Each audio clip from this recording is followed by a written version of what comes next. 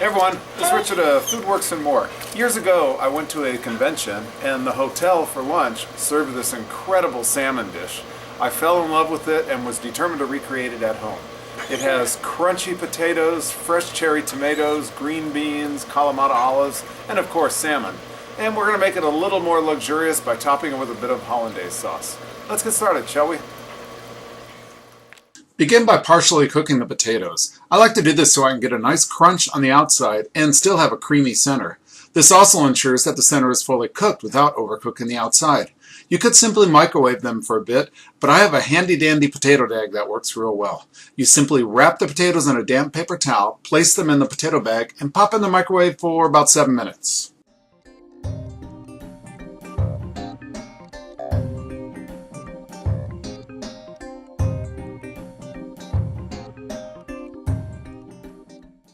In the meantime, let's season our salmon.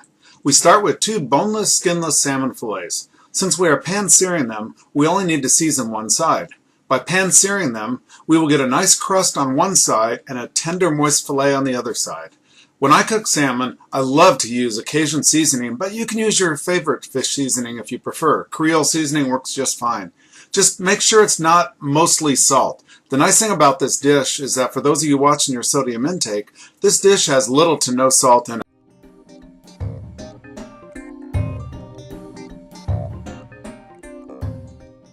What I have here is a hot pan with some olive oil. Place the salmon in the pan, season side down for a minute or so. At this point, we only want to develop the crust. We'll finish cooking the salmon in the oven. Look at that sizzle.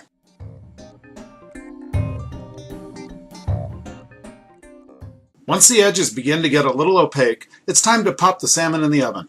Place the pan in a 350-degree oven for about 10 minutes until it begins to flake. Be careful not to overcook it. While our fish is in the oven, let's prep the lemons. We're going to broil the lemons. This will bring out more of the sweetness of the lemon, thereby reducing its tartness. Slice a bit off each end of the lemon so it'll stand up straight on the plate. Then cut the lemon in half. Place each half on a piece of foil under your broiler, and depending on your broiler, these will cook for 5 to 10 minutes. We just want to get a nice char on the outside. Now we can begin prepping the veggies. We'll start with the beans. Break the ends off the beans and break the longer ones into bite-sized pieces.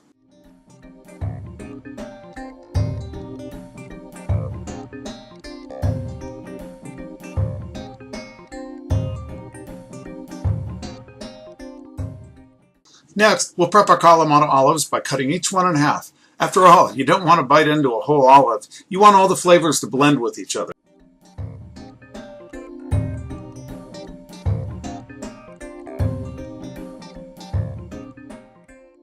That's pretty much all the veggie prep we need to do for now. Let's check on our potatoes. They look good, so let's coarsely chop them. Again, that's another reason for microwaving them, because they're not going to be chopped fine like you would for a hash. They're going to be in good-sized chunks.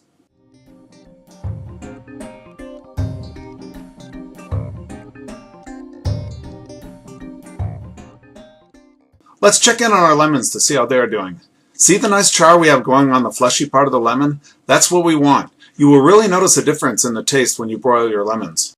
Our salmon should be about finished now too. See how the flesh just flakes apart but still looks real moist? That's what you're going for.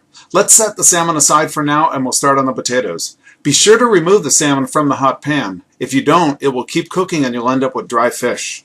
Next, place some oil in a hot pan over medium-high to high heat and add your potatoes. We just want to brown the outside of the potatoes since they are mostly cooked already.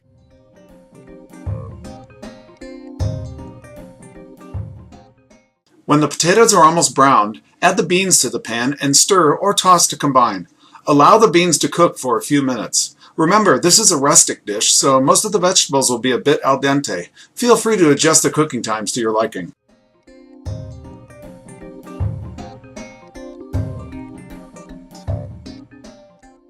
Once the beans have cooked for a bit, we'll add the cherry tomatoes and Kalamata olives. For a fancier presentation, you can use baby heirloom tomatoes if they're available in your area.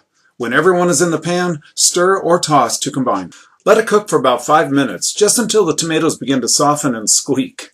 At this point, season to taste with salt and pepper. Make sure you go easy with the salt. The brine from the Kalamata olive will add its own saltiness.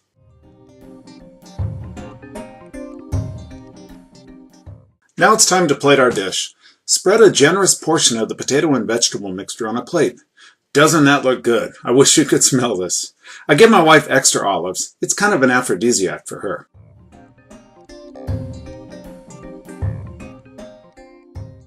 Next, we're going to break up the salmon and place it over the vegetables. Notice the nice crust on the salmon? That comes from pan searing. Notice how flaky the salmon is. That's when you know it's moist and not overdone.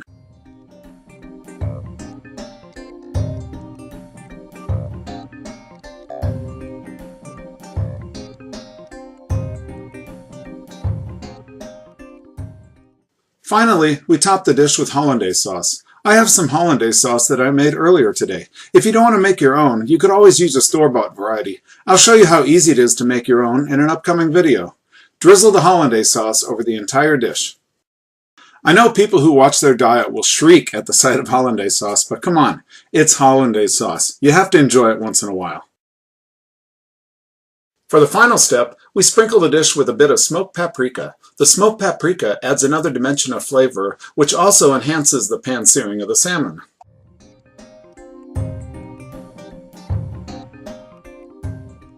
Before serving, garnish the dish with the charbroiled lemons.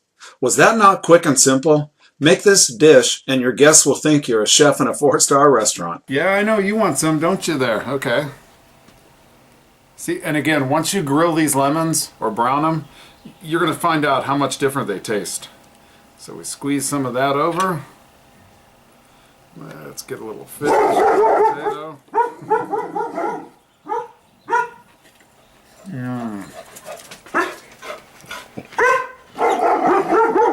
Did you see how simple that was to make? It's an easy weeknight dinner. Again, I learned this when I was on a convention. I don't know what I got more out of, the food or the convention. Nonetheless, give this a try and let me know what you think. For the complete recipe and more, go to foodworks.com. I post videos every week, and we'll see you next week.